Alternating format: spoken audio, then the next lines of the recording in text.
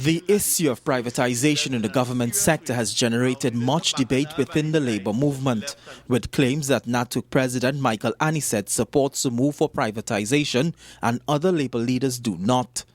On Wednesday, the Joint Trade Union Movement in a press briefing made it clear that they are not in support of any move. NATUC President Michael Anisette was absent during the press briefing.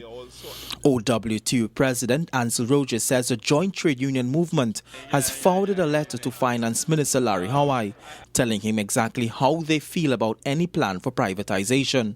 All of the leaders of the Joint Trade Union Movement, we took a particular position, and we condensed it to a letter to the Minister of Finance, which really is essentially against the move to privatize.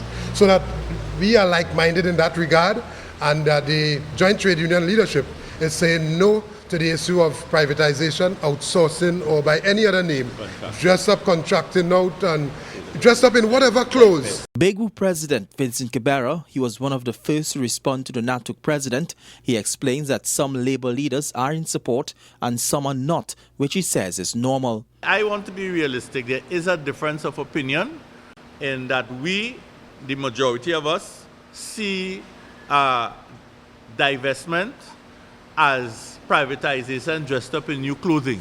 That is how we see it. And apparently the comrade does not see divestment in that way. Meantime, the Joint Trade Union Movement says on August 21st, it will ensure that the nation remembers the state of emergency from 2011 and why it was really instituted.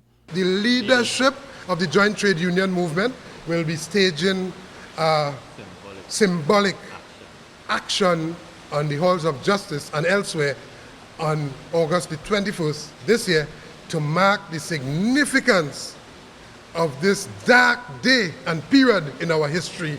But the labour movement also says it has not forgotten its promise made on Labour Day to hold a massive rally in Port of Spain on September 7th. For CNZ3, I am Otto Carrington.